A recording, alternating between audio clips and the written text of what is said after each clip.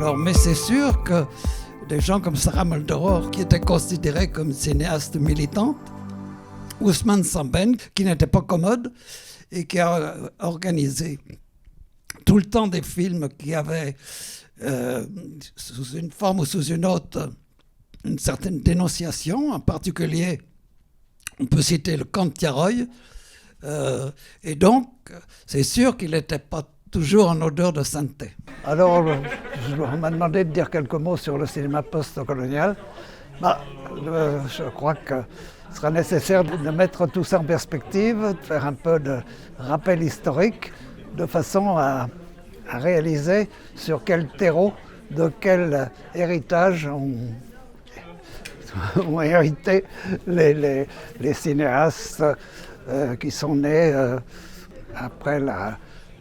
essentiellement après la Deuxième Guerre mondiale. Alors l'événement a lieu par le FIFEC qui organise depuis plusieurs années un coup de projecteur sur le cinéma africain dans lequel Vue d'Afrique a été convié à être partenaire de cet événement et de cette soirée-là.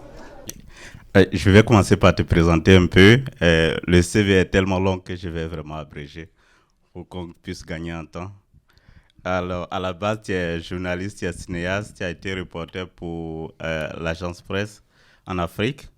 Puis, ton expérience, ton amour de l'Afrique t'a fait fonder un festival avec des amis ici parce que tu considérais que l'image de l'Afrique était presque absente du champ culturel québécois. Et l'un d'entre nous, qui est décédé malheureusement, Ousseynou Diop, était à l'époque journaliste à Radio-Canada International. Et il avait assisté à une conférence de presse d'un Festival des films du monde à l'époque, qui était un gros festival, et il avait posé la question, ça on était en 1983 je crois, il avait posé la question pourquoi il n'y a jamais de film africain. Et on lui avait répondu, c'est parce que ça n'existe pas.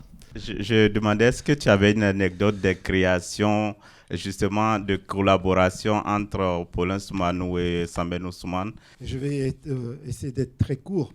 Qui était Paulin Soumanou Vieira? Bon, c'est un Dahoméen, voilà, né en 1925 et à l'âge de 10 ans, s'est retrouvé en France.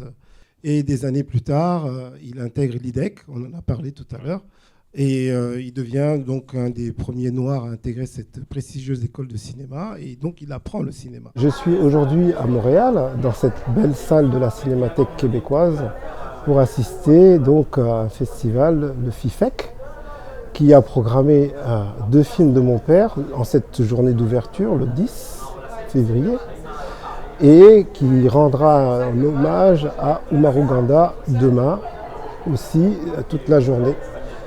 Beaucoup de monde, avec Gérard Lechêne, que vous devez certainement connaître, qui a animé sa masterclass avec brio, comme d'habitude, une belle mémoire. Et Daniel, la représentante de FIFEC, qui a fait une ouverture magistrale en présentant bien sûr tous les acteurs qui allaient participer à ce moment-là. Et le FIFEC organise donc 2 soirs, le vendredi et le samedi, des activités pour le public et c'est gratuit. Donc profitez-en pour le voir ou pour nous suivre, autant le FIFEC, la Cinémathèque québécoise, que Vue d'Afrique. Pour les personnes qui évoluent dans le domaine des festivals comme le FIFEC Montréal. Je crois que ça a vraiment joué un rôle très important. Il y a quelqu'un qu'on n'a pas cité qui s'appelle Marcel Griaule et qui a eu aussi un rôle important, qui a fait des films sur la mythologie dogon. À l'issue de la projection, il y a toujours un petit débat qui s'installe. Et effectivement, on a eu donc des échanges sur la partie ethnographique des films de Jean Rouch, qu'on a pu voir tout à l'heure, et aussi le lien entre les réalisateurs africains et Jean Rouch. Donc mon père en faisait partie. On a parlé de Sembène Ousmane aussi, qui est un grand cinéaste africain. Sembène Ousmane, il faut savoir qu'il a connu mon père très tôt, puisque Sembène était plutôt, lui, à Marseille, écrivain à l'époque, et Paulin déjà cinéaste.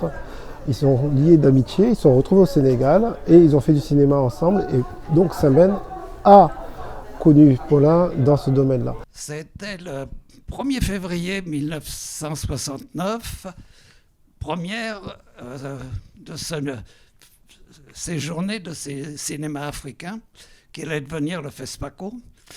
Et Alimata Salambéré, parmi les films qui étaient au programme, elle était très habile, très rusée, avait choisi le film d'Oumarou Ganda, qui donc après ce rôle dans le Moulin Noir, avait filmé un film qui retraçait son histoire et l'histoire de ce qu'on appelait les tirailleurs sénégalais en Afrique, en Indochine, pardon.